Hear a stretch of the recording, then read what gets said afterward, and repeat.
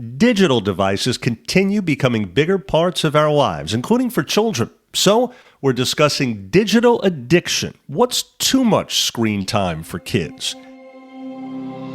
This is WakeMed Voices, a podcast from WakeMed Health and Hospitals in Raleigh, North Carolina. Thanks for listening. I'm Joey Waller. Our guest, Dr. Lee Chansey, clinical psychologist with WakeMed Children's and Mental Health and Wellbeing. Dr. Chansey, thanks for joining us.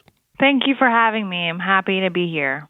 Happy to have you. And first, whether it be computers, cell phones, or video games, how common a problem is too much screen time for kids these days? I'd say it's a pretty prevalent problem. I encounter questions all the time about how much screen time to allow children to be watching, especially since the pandemic when so many of our activities were limited and many people found a lot of benefits from screen time with connectivity and more things to do there. So the usage increased, I think, from everyone at that point. And then I know things are kind of opening up since, but a lot of people still find themselves using a lot of screen time and asking questions around that.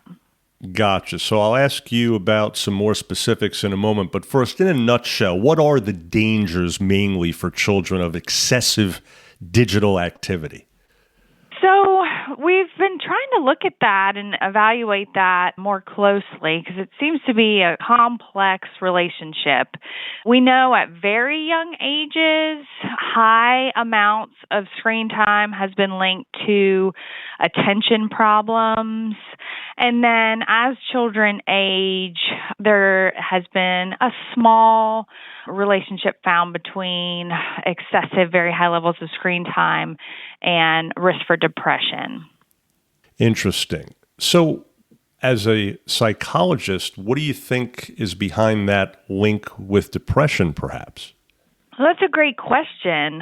When we've looked at longitudinal studies of children and their screen time usage, we've tried to identify variables that might affect the relationship there.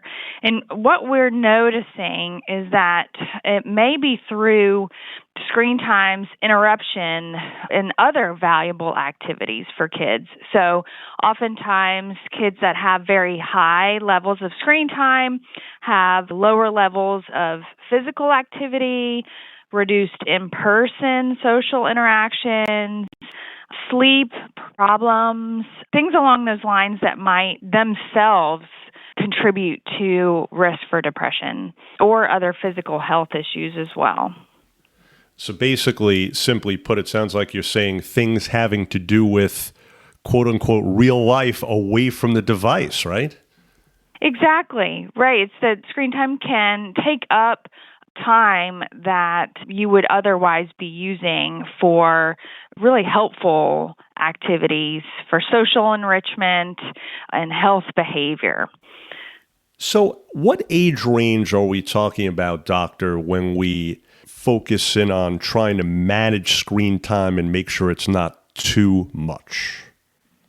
So essentially from birth, we know increasingly we're having reports of a significant percentage of 1-year-olds have ability to access their parents' phone and are unbelievably able to scroll at really young ages, toddlers. And American Academy of Pediatrics recommends trying to limit screen time if you're under 2 years old to not at all. And then at 2 years and older, they recommend trying to limit to 2 hours a day.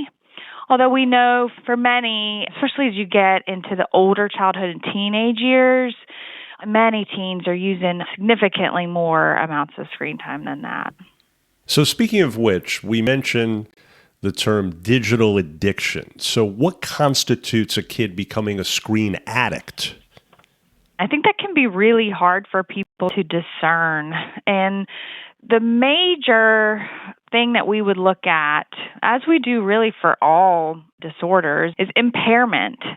So red flags would be if your child is becoming socially withdrawn, not engaging with their friends or family or other activities as much as they used to, and preferring screen time over that.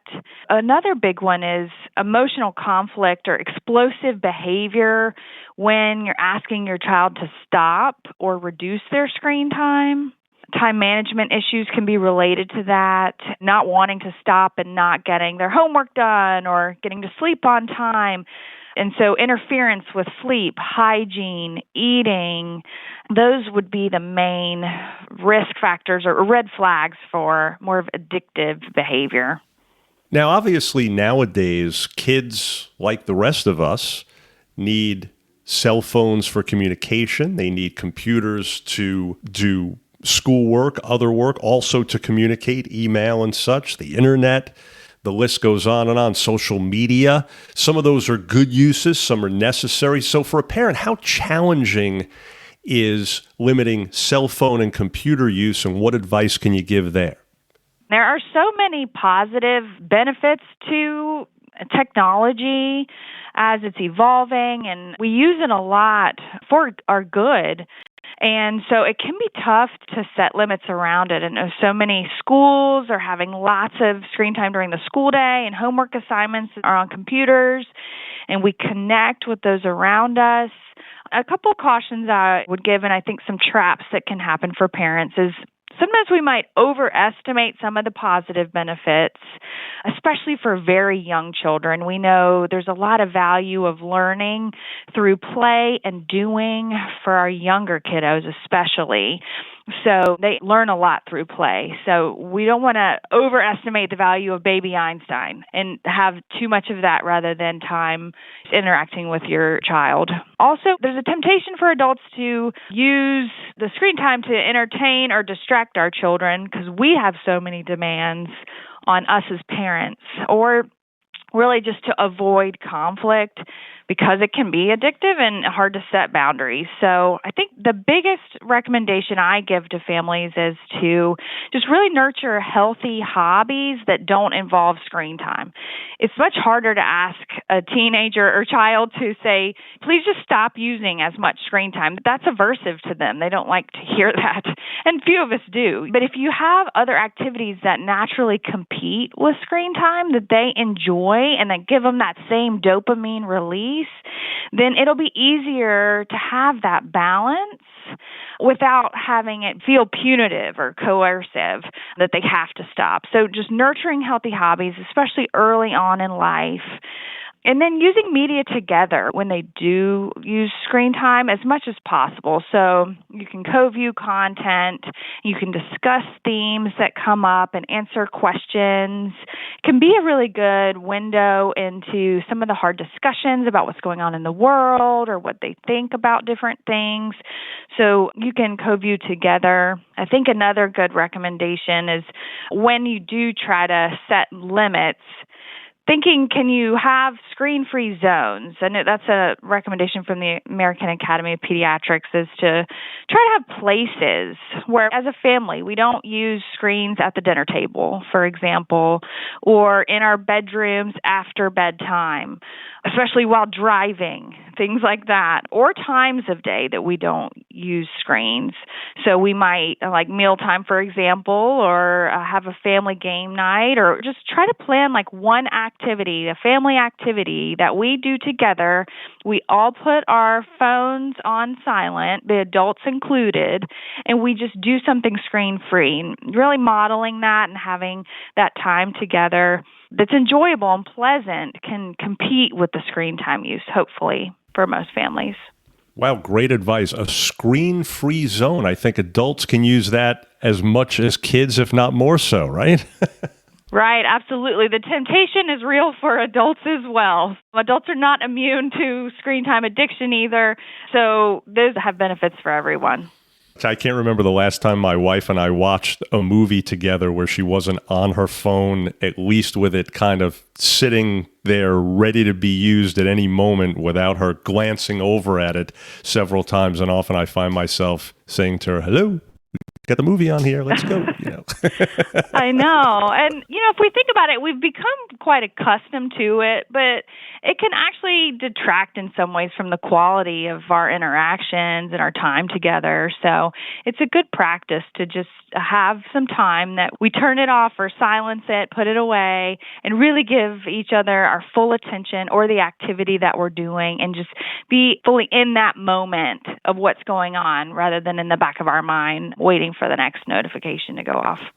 Indeed, being in the moment instead of always on the screen, right? Well, folks, we trust you're now more familiar with what's too much screen time for kids. Dr. Lee Chancey, thanks so much again. Oh, my pleasure. Thank you. And you can create a family media plan using resources like healthychildren.org. Again, that's healthychildren.org. To learn more about WakeMed Pediatric and Mental Health Services, visit wakemed.org. Again, that's wakemed.org. If you found this podcast helpful, please do share it on your social media. And thanks again for listening to WakeMed Voices, a podcast from WakeMed Health and Hospitals in Raleigh, North Carolina. Hoping your health is good health. I'm Joey Waller.